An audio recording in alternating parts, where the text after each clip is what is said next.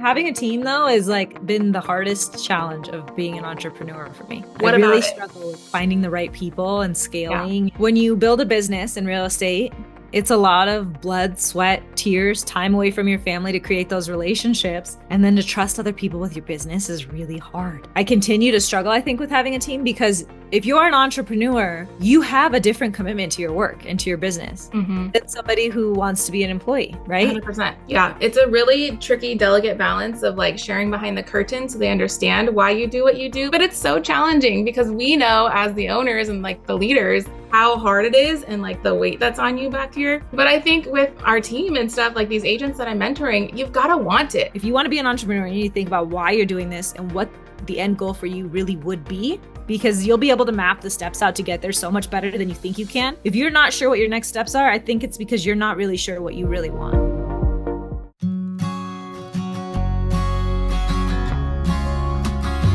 All right. I am so excited for today's show because I have a really cool woman actually that I've been following for quite a while. So I officially discovered Shivani at the Forward event a couple of years ago, which I don't even know if she knows this, but she got on stage and she talked real. Like she talked motherhood and she talked, this successful career and how do we juggle it all? And we really just needed a couple of key pillars to do this thing called life. And I think she comes from this place of experience. And that's really why I wanted to bring her on the show today. So she's been a mortgage advisor for 11 years. She's the founder of the Mind Over Markets coaching program. She's a mom to 3 kids. So she's got her hands full, a 9-year-old, a 6-year-old, and a 2-year-old. And she's also a speaker. And so I'm so excited to bring you to the show, Shivani. Welcome. Thank you so much for having me. How fun. I did not know that it was Forward. Yeah. That put me on your radar, but that was such a cool experience. Yeah, absolutely. And you were nervous and it was so authentic and it was like, hey, we're just going to do this thing. And then look at you since then. So you post a ton of video content, which your Instagram has been really awesome to follow along with. And I think it's just you're a good pillar of inspiration to people. Like if I could put it simply, it's like you're showing up on the daily. You have figured out this batching concept that you don't have to like literally film every day, but you just film once every couple times. And then you get it out for the season. And that's the same way I rock and roll. Like there's no other way to do it. But one of the questions I asked you on our pre-show was, are you living how you thought you would 5 years ago? So take me back to 2019. Like, what did you think was going to happen in 2024? So in 2019, I was applying for grad school because I'm in it. I'm 4 years into a 2-year graduate program to get my master's as a marriage and family therapist. Okay. But in 2019, I'm applying to grad school. I'm thinking, okay, people fight about money in my office all the time. Realtors deal with it, lenders deal with it, but we're basically giving unqualified therapy all the time. Yeah. So I thought, okay, I know that people have a fucked up relationship with money and I want to try to help them get past it. So I apply to grad schools, I get in and I am scheduled to start March of 2020. Pandemic hits. And loan volume explodes. But I was able to do it because all social commitments were gone. All taking realtors to coffee or networking lunches or happy hours or after work events, all done. Workouts gone. I was teaching bar classes at the time, done. Studios closed. Yeah. So if I had, all I had to do was be ass in seat from 8 a.m. to 6 p.m. And I was able to close like 40 to 50 loans a month. Take 2 classes at a time for grad school and spend more time with my family than I had been before because there was no other commitments. It was amazing. The pandemic was a really tricky time for a lot of people. And now I'm learning a lot about the mental health impacts that we'll all be dealing with as a society for a long time.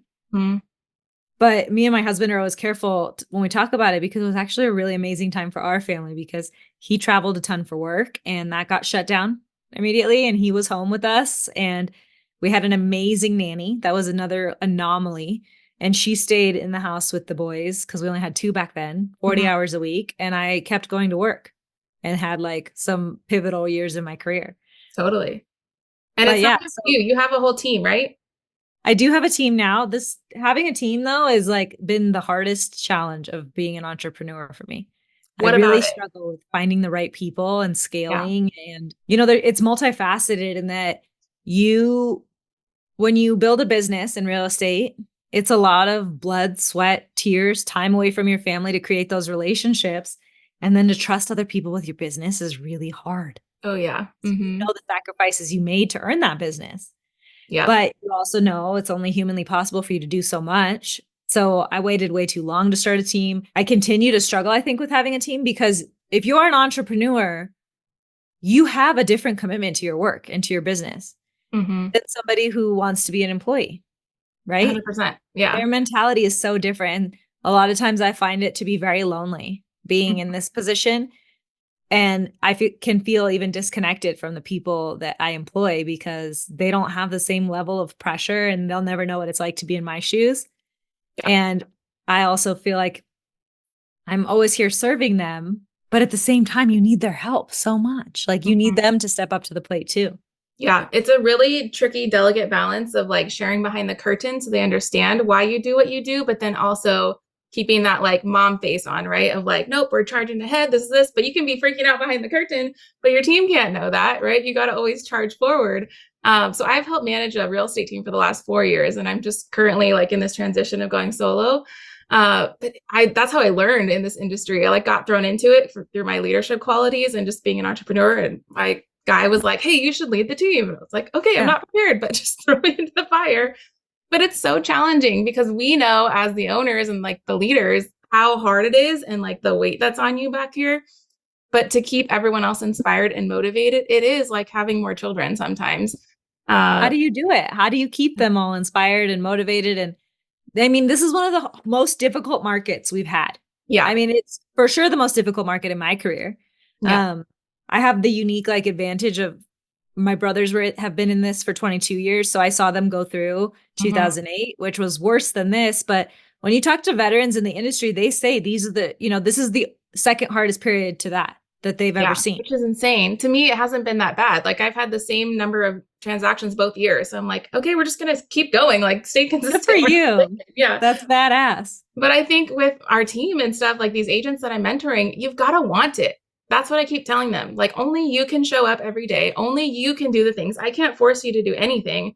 And so if I have a weekly mentor meeting and only one guy out of the 6 shows up, guess what? He's getting all the attention and everyone else, I'm like, I don't know what you're doing. So if you're going to make it right now, you have to want it and show up. That's all I can say. We can't force anyone to do anything. And the people I can be a little bit too hard on people though, for like, you got to want it. And like, I'm pushing you. And I think the reason that I struggle so much as a team lead is I can push too hard. Like, come on, just do it. I don't know if you ever feel like this, but like when I'm like mentoring these younger loan officers who don't yet have a spouse and don't yet have kids, I like have to stop myself from saying, listen, do you know how many times a day I get inspired or have an idea and want to do something and have to tell myself, nope, Shivani, can't do that. You can't take on one more thing. I'm like, and then I look at you and the world is your oyster. Just go do the things. Yeah. No, it's so true. And it's almost like you got to hire people with kids because then they have that like, I got to get this done during these 2 hours and that's my only time for the rest of the day. Whereas when you have no other commitments, you're just like, do. It's so funny. You're so spot on. Yeah. Well, let's kind of roll into myth busting a little bit because my audience is mixed. So we have some people that are in the real estate industry, some that are just entrepreneurs or even want to be entrepreneurs, but lots of moms. And so let's kind of go into if you're not in the industry, right? What is a big myth that a lot of people ask LOs? They think that you sell interest rates, right? That's like a huge one. So talk to me about that. Like, how does the market work? How do you get your pricing? Tell me more. Yeah. So I think a lot of people come to us thinking that they've already figured out most and they just need us to offer them an interest rate. And in reality, we have to find them a financing strategy. Like we have to analyze the way they're spending money. We have to help them with their relationship with money. We have to organize their finances so that they could be approvable for a mortgage in the first place. One thing I've seen is that we may be doing a lot of deals, but every deal is harder than it's ever been before. It's harder to qualify people because people have made different choices with their money post-pandemic and in light of all this inflation. So I would say the biggest myth is that you think you're coming to just get an interest rate, but you're actually coming to like get your finances, you're coming to get a financial colonoscopy. And at the end, hopefully you'll be better for it because we'll have figured out a lot of ways that we can optimize your finances and put you on a path towards some bigger goals. Yeah, no, absolutely. And you guys really are that like financial advisor to say, what do you want like 5 years from now? What do you want a year from now? Because the first purchase or the second purchase isn't going to be it. Like it's going to be the starter. It's going to be the entry point. and the delayed gratification to just get something in. Like I always say, you just kind of plant the flag and then we have leverage after that. But right now I'm seeing it all over TikTok is like this affordability factor, that it's the most expensive it's ever been to qualify for a home. Cost of living, like in Hawaii, they just came out for 2023 was $300,000 a year for a family of four, which Oh is my gosh. insanity. Like the average person isn't going to be doing that. Even if you have two full-time spouses working, maybe multi-generational, it's still so hard to hit 300. So I want to say affordability isn't fixed because your spending is flexible. And I think that's a huge part of what we see is just like, where is that fluff money going? People don't even know. Do you have any advice for that or like myth busting on affordability? Yeah, I really think that you got to look at where your disappearing money goes. Mm-hmm. Because I have met with, and I'm sure you have too, so many people who didn't want to be house poor.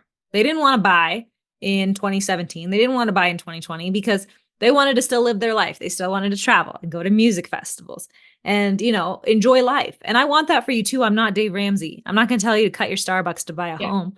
But I think some of you guys should have been house poor. Like, I think the entire trajectory of your life would have been different if you missed a couple music festivals. Yeah. Because Hey ladies, real quick, if you are looking for a mentor, I just wanted to remind you that I offer mentorship to entrepreneurs. So if you're someone who has a never-ending to-do list and you're spiraling out of control and feel like your business doesn't have a track plan, I want to work with you every single week for a month at a time. It's super simple, but I come from over 10 years of experience doing this myself, and now I'm willing to give that information back to people. So I've mentored real estate agents, I've mentored wedding photographers, I've mentored other business owners, and they've come from a place of overwhelm mostly, and they really just needed clarity and a couple of action steps to move the needle, and we've seen gigantic leaps and bounds in their business, like I can't even tell you. So if you're interested and you want to know what that looks like, I want you to go to marinatolentino.com, and there's a Calendly link there to do a 15-minute discovery call with me just to see if we're a good vibe check, to make sure we're on the same page, and I would love to work with you one-on-one to really boost your business to the next level. Let's dive back in. sure, a mortgage payment that's a couple $100,000 more than your rent feels like a nightmare, but let's sit down and let's analyze the money you get every month. And if we need to do it biweekly, we can get that nitty gritty. Let's talk about the money you take home after contributing to your retirement and after paying taxes.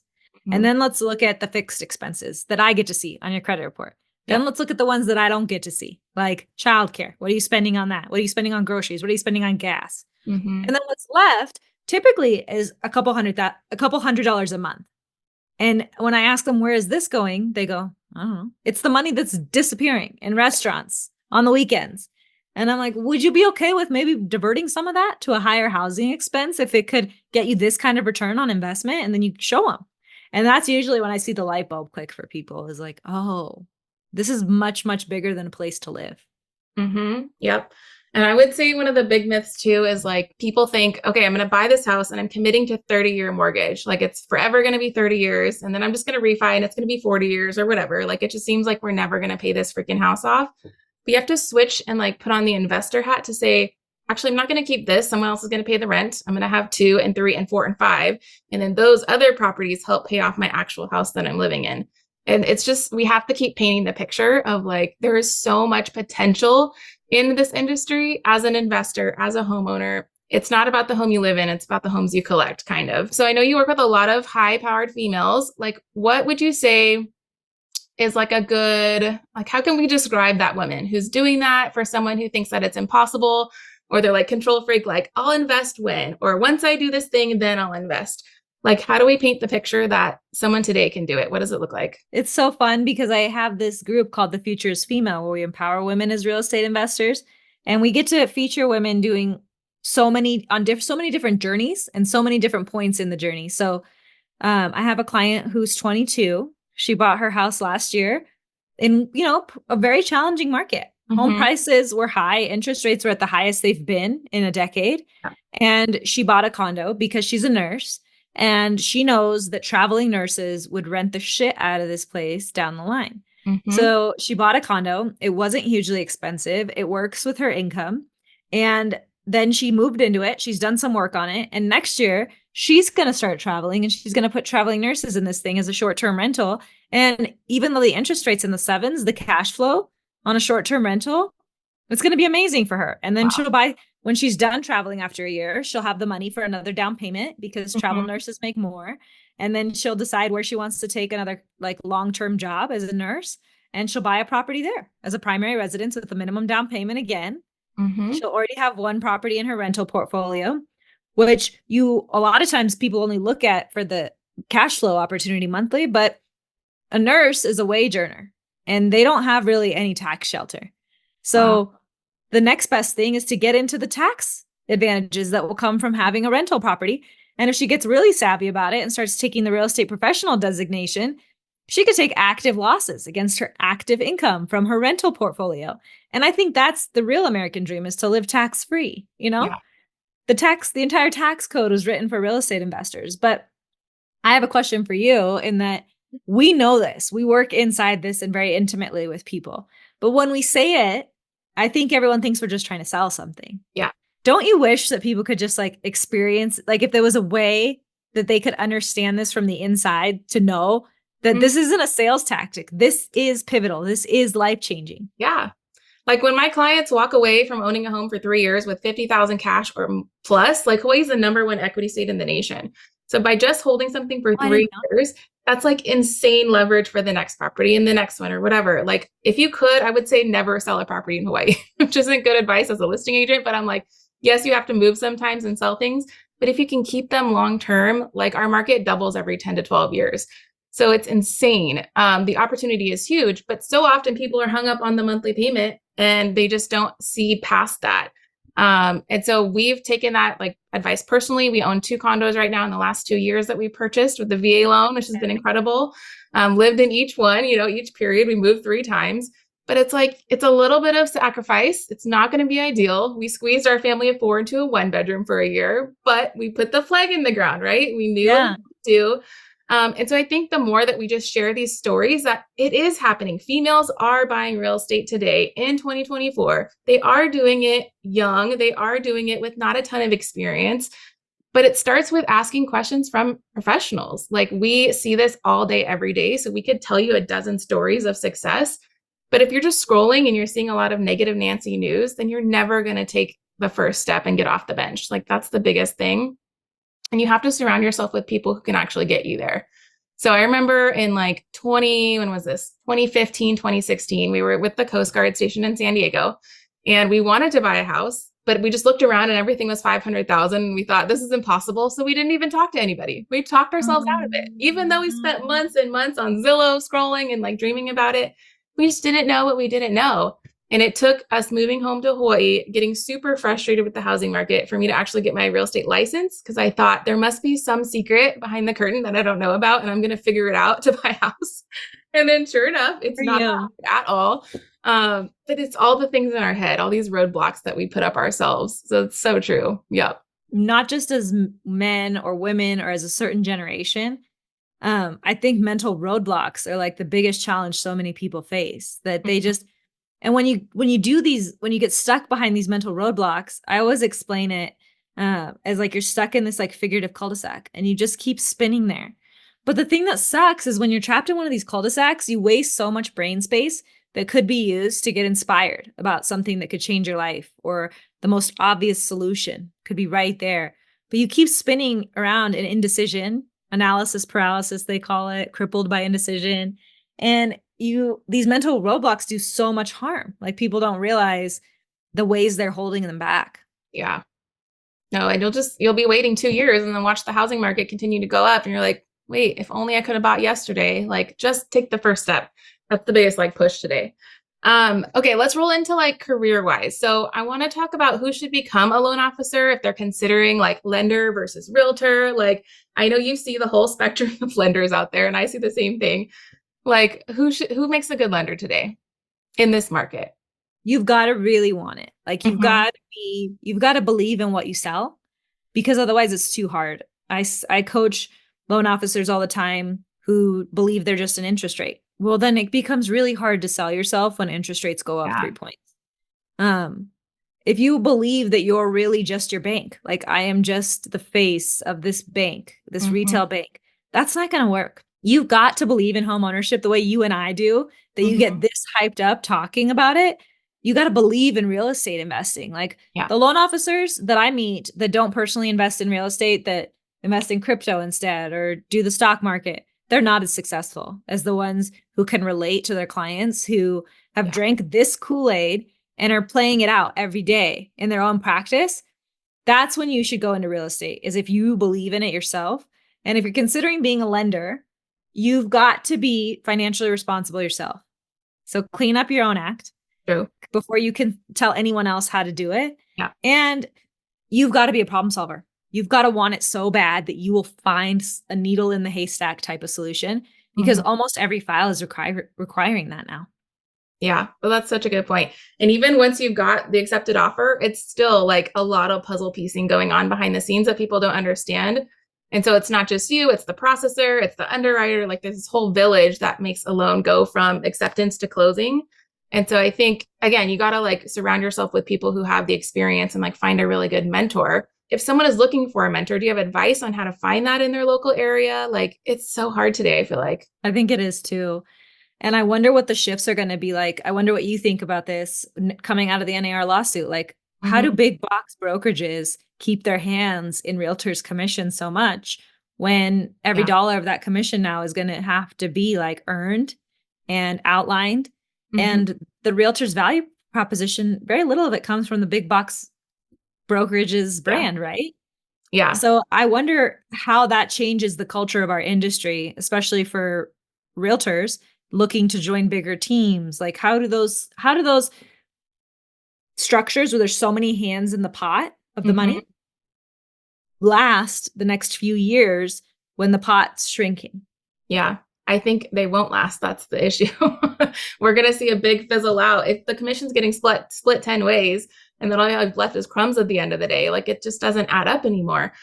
So team leaders are going to have to get super strategic. They're going to have to get super strong on their value add. Whatever they're offering them has to make sense. It can't just be like, oh, we're going to plug you into Zillow leads and you get our CRM. Like, that's not cutting it anymore. I need coaching. I need this. I need that. Like, I need a lot more. Hey, I'm sorry to interrupt. And I hope you're enjoying this episode of the Work Like a Mother podcast. Real quick, I just want to remind you guys, if you are worried about missing an episode, you don't have to worry anymore, because we are creating a weekly email that's going to go out automatically every single time there's a brand new episode. And this email is going to have everything you need to know about this week's featured guest. It's going to have all of the links and the resources that we're going to talk about in this episode. So you don't have to go around and fumble through the show notes, but it's going to be served in your inbox every single week. So if you guys want that access, be sure to click below one time in the show notes today, sign up for that email, and then you'll never have to worry about it in the future. And bonus, if you really love this, we'd love it if you share this with a friend. Give us a review on whatever platform you're listening to, and we'll continue to bring new episodes and new information that's going to help you level up your life every single week. And then I think on the value proposition, this is where, I mean, you've done a great job of it, and I'm doing it too, building the personal brand, is that you are not your company. You are not your commission structure. You are you because of your experience, because of the stories that you can tell, because of the problems that you've solved. So tell me about that. Like, when did you start building your personal brand, and what has that done for your career? It was in 2017 that we started doing this as a family, because I work with my brothers. We're all in the mortgage space at the same branch. We were tired of realtors being so mean to us and treating us like trash, like their meal ticket. Because, you know, I've been to college. I'm in grad school. I'm cultured. I've traveled. I care a lot. I invest in real estate personally, and I'm really smart. So why do I have to be the bottom of the totem pole here? Yeah. I really care about the people I help. So I just kind of want to go straight to them and start attracting people who would like me, instead of relying on realtors to fuel my business and having to buy them coffees and lunch. And so I diverted my value proposition to go direct to the consumer. And the easiest way to reach them was putting out content, because you can cold call all day, and I couldn't for a year, and I would get nowhere near the reach that I'm getting by putting out a 30-second video. And sure, you take the risk of giving away your advice for free. And I've been copied by loan officers all over the country who will take my words as their own. But it's okay with me, because this way is working so much better of reaching more people who I want to help and who would like working with me. I knew it was working, not when like it was the number of leads I was getting from Instagram, but when people were calling me and saying, I feel like I already know you. Yep. And I was like, okay, done. This is worth it. Yeah. because it's a warmer lead from the get-go. Mm-hmm. No, it's true. And it's same thing on real estate side. It's like, sure, I could pay for a lead, but then they're already talking to 5 agents by the time they talk to me because they sell our information to other people. And then Yeah. this is like a YouTube lead or something. They literally are like, can we take a selfie? I can't believe I'm meeting you. And I'm like, okay, I'm not a celebrity. Like, let's stop this. You are. But it really is. It's like they have watched hours of your content by the time that they reach out. So they really do feel like we've had all this conversation, it's this backlog. So I would say the person that's going to succeed in 2024 is the best marketer in the sense that they're providing value, not just like they're on the Safeway cart everywhere, but they're literally providing value to the marketplace. And so if you're not, camera friendly or whatever, and you're not willing to take that sacrifice, it's going to be a lot harder. Because I feel like just those conversions with paid leads and cold calling, it just takes more now because the consumer doesn't trust it either. So they want to see your face. They want to hear your story. They want to connect with you. They want to see you, that you have kids and you do things in the community. And even as lenders, like you are the little mayor of the city as well. It's not just realtors anymore. So I think that's a huge, huge point of it. Yeah, that's good. And then building a community. When did you start getting this group of girls together, or women, I should say? And like, what has speaking on stage done for you? Tell me about that. I love the community building aspect. And it's something I teach in my Mind Over Markets course because it helps you remain relevant through market cycles. It makes your business recession proof because in 2023, when things were really hard, I had two communities that I had to keep showing up for. I had my Futures Female community, and I've created for realtors in Reno, Mortgage and Mimosas. And fun. so they rely on me to show up with these events twice a year and with a Friday update every single week, telling them what happened in the market and how they could have smart conversations about it over the weekend. And so when you position yourself at the center of this type of community, because all eyes are on you all the time, it's your job to show up, whether the news is good or bad, whether it's the right time to buy or sell. You have to keep showing up as the source of calm for everybody. And that means you stay relevant. And if you stay relevant, then you stay in the business. Yep, that's so true. And I think that's true in my business too, now that I think of it. It's the Friday newsletter that I put out every single Friday. And I'm just repurposing links that I see through my other email chains of like what's going on in town and like da da da da. But it's like, it doesn't matter if my business is slow or busy or whatever. People know to look forward to it and they send it to their friends and whatever. And it takes me 15 minutes to put it together. Like it's the simplest thing, but you're in front of them consistently. And that's like such a huge thing to drive home. So good. And I think we could all do better of creating community and getting involved. Like, have you heard about this loneliness epidemic that America is experiencing? Like it's crazier than ever. But it's like, we just got to get out of our houses. Like we are just little potato couches. And like, I need an invite to get me out. So more people like you who can host the events and like pull me out of my comfort zone would be huge. So we just need more of that for sure. Okay. Well, tell me more about Mind Over Markets. Like what is the coaching program? Who's it for? What does it look like? It'll benefit anyone in sales, any entrepreneur, but it's really designed for realtors and loan officers because I like to speak to what I know. And so I take, the first half of the system I put together based on what I did in 2017 with going direct to consumer and building a personal brand and building out community. And then it got really interesting when I started grad school in 2020, because then I started learning about human psychology and emotional intelligence. And so that's where the second half of the system came down and gets really tactical on how you improve the one-on-one interactions you have with people, how you improve the one-to-many interactions you have with people, and how you start owning your authority so that people see you the way you want to be seen, the way you've earned to be seen. And so that you can really, truly become someone that people will seek your advice and trust you because you have earned that from them. You've unlocked that level of trust. Yeah, that's huge. Okay, so that's like ninja secret sauce that no one else is really teaching because you're in school with the nitty-gritty psychology tricks. That's really fun. I wanted to combine my experience as a top producer with human psychology to help people be better in a new world of real estate, because I don't think it's going to be the way it's been for the longest time. I think the need for human connection is changing. You said it exactly with like this era of loneliness. People's relationship with technology is becoming toxic. Yeah. People's level of trust with the media is gone, non-existent. And those are all huge opportunities for us to earn people's trust. No, so good. And then is this like pre-recorded? It's on your own time or it's a monthly thing? How does it work? What's the routine? There's a self-paced course that you can just pop online and buy, and you'll work through the videos. I recommend doing one video a week and doing the homework, the worksheet over the week. Okay. Twice a year, we'll do it with you live. We call those live sessions, and we'll run through the 8 weeks course where we meet weekly on Zoom and do it together. But I also offer one-on-one coaching where you can sign up to work with me for 6 months.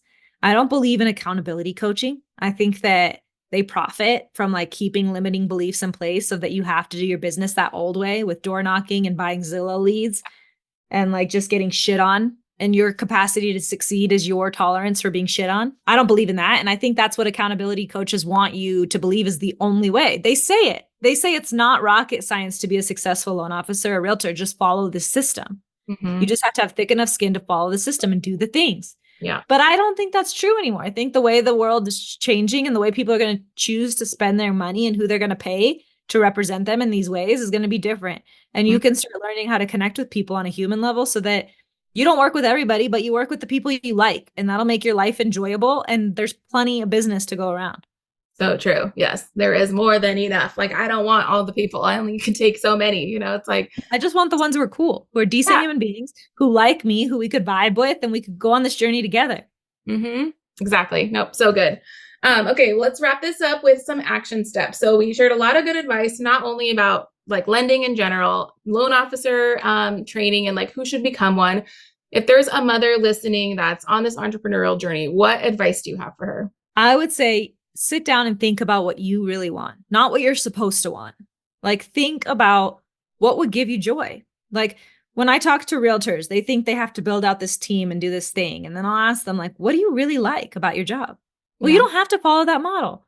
Or when I talk to stay-at-home moms who feel like they've done a disservice to their family by staying home and being with their babies, but I'm like, does that actually give you joy? Has that filled your cup in so many ways? Like, when you think about if you would have gone to work and left your children with someone else, how do you feel? And they're like vomiting. I'm like, then I don't think you should feel bad. I think you did exactly the right thing by yourself. And so I think there's so much pressure on us to do it all. And people will look at me and they're like, I don't know how you do it all. And I'm like, I don't know if you'd like to live my life. It's not that great. You know what I mean? Like, I'm addicted to chaos. And this is how I get my self-worth. But if you're not, then you would be miserable in my life. So you shouldn't be letting my Instagram make you feel bad because you want nothing to do with the way I live my life. I think everyone needs to sit down. If you want to be an entrepreneur, you need to think about why you're doing this and what the end goal for you really would be, because you'll be able to map the steps out to get there so much better than you think you can. If you're not sure what your next steps are, I think it's because you're not really sure what you really want. So good. Girl, preach. You could have just like stayed on a pedestal for 10 minutes. That was so good. No, it's so, so true. So often we get caught up in like what everyone else tells us to do or how this looks to be successful. And every single family is so freaking different. And it doesn't mean that you have to make 500,000 or be a millionaire to be successful. It can come in all shapes and sizes. So just example for this season, I'm in maintenance mode. I'm not in like, let's be top producer. Like, we've been there, done that. I'm homeschooling my 9-year-old right now, which means I intentionally have to slow down and be face-to-face present with him. And I'm learning. He's a kinesthetic learner, which means we're playing basketball and doing math. Worksheets ain't working anymore. And so it's like, I'm still having this successful career. I have 2 other businesses too. You can do it all. It's just what capacity and what works for you in your life. Like, that's the biggest thing. It's not going to. What do you want to do? Like, yeah. What does all mean to you? Like, yes, there's many people doing one job, teaching school, and they feel like they're doing it all because they're fulfilled. Doing it all looks different to everybody. Yes. No, so good. Okay. Well, we end every episode with a fun rapid fire. So what is your Starbucks order? Oh, a flat white with a vanilla sweet cold foam. So then they'll go, oh, you want it iced? And I'm like, no, hot. Hot with the cold foam. Yum. That sounds good. Okay. What do you make for dinner if it's last minute? I don't cook. I don't know. I couldn't even make you a quesadilla. Do you preheat anything? You have frozen food ready? My husband feeds us or we don't eat. If my husband's out of town, my mom comes over. There you go. Okay. What's your favorite go-to department of Target? Do you have a favorite designer? Oh, my favorite thing at Target is literally to just walk around. Just get inspiration. Like, I love, okay, so going to Target reminds me of when I worked part-time and I had my son.